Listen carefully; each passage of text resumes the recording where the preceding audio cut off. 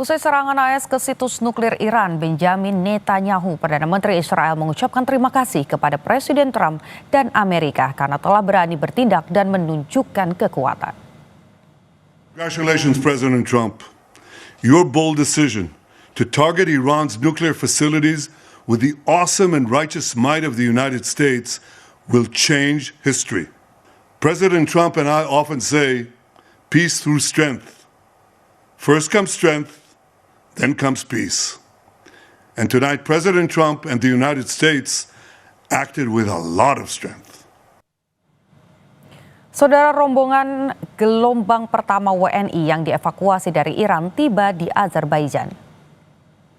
Inilah foto-foto WNI yang dapat dievakuasi dari Iran. WNI berkumpul di kantor perbatasan Iran dan Republik Azerbaijan sejak Jumat 20 Juni. Kantor perbatasan ini terletak di kota Astara, sekitar 300 km dari Baku, ibu kota Azerbaijan.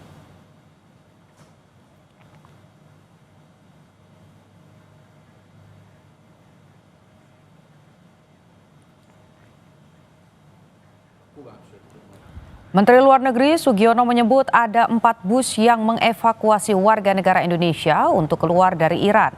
Ada 97 WNI yang dievakuasi tim dari Kementerian Luar Negeri. Sugiono menjelaskan WNI yang akan dievakuasi dari Iran saat ini adalah WNI yang sudah berkomunikasi dan bersedia untuk keluar dari Iran.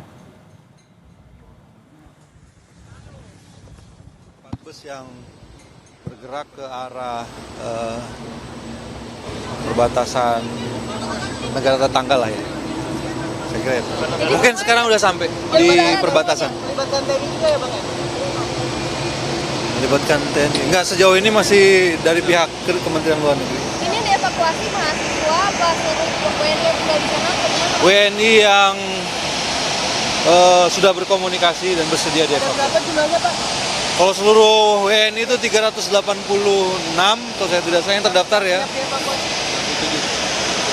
97. Yang sudah dievakuasi atau belum? Yang bersedia dievakuasi kan bertahap. Di tengah konflik Iran-Israel, Amerika memutuskan untuk mendukung Israel dengan mengebom 3 situs nuklir Iran. Seberapa besar potensi konflik kian meluas dan mempengaruhi dunia? Kita langsung berbincang dengan pengamat hubungan internasional dari Universitas Parahyangan, Kisino Bawono. Selamat siang, Pak Kisino. Selamat siang, Mbak. Potensi apa saja yang akan terjadi setelah Trump mengumumkan akan membantu Israel melawan Iran? Oke, eskalasi apa yang kemudian akan berlanjut gitu, saya lihat kalau dari kemarin-kemarin pemerintah Iran memang memposisikan diri bahwa mereka tidak akan tinggal diam jika ada agresi terhadap mereka masuk dari Amerika Serikat. Mengutip dari Jerusalem Post gitu ya, pemerintahan Iran memang mengatakan bahwa aset-aset Amerika itu akan menjadi legitimate target untuk serangan balasan dari Iran.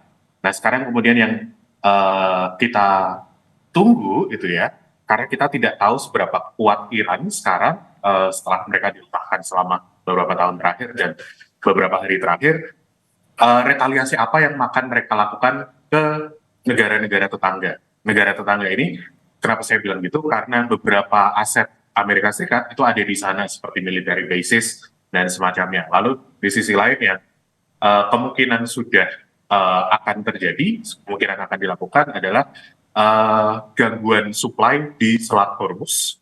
Itu ada di selatan Iran, di mana 30% minyak mentah dunia itu kira-kira per hari lewat di situ. Dan kalau Iran masih cukup kuat untuk mengganggu bahkan menutup Selat Hormuz, maka ya gangguan supply global, terutama dari minyak, kemungkinan besar akan terjadi. Dan kenaikan harga minyak mungkin juga terjadi seperti yang diungkapkan oleh The Economist, begitu. Oke.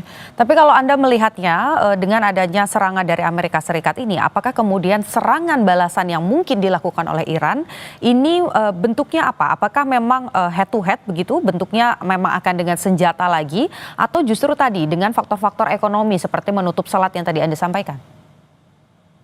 Oke, apa yang akan Iran lakukan? Iran saya pikir mereka tidak kreatif ya, hanya senjata versus senjata, tapi hitting where it matters, yaitu ekonomi juga.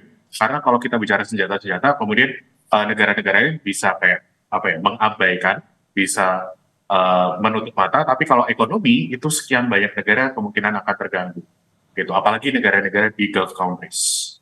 Jadi untuk mendapatkan dukungan, maka kemungkinan cara yang lebih drastis akan dilakukan, yaitu ekonomi tadi yang saya bilang.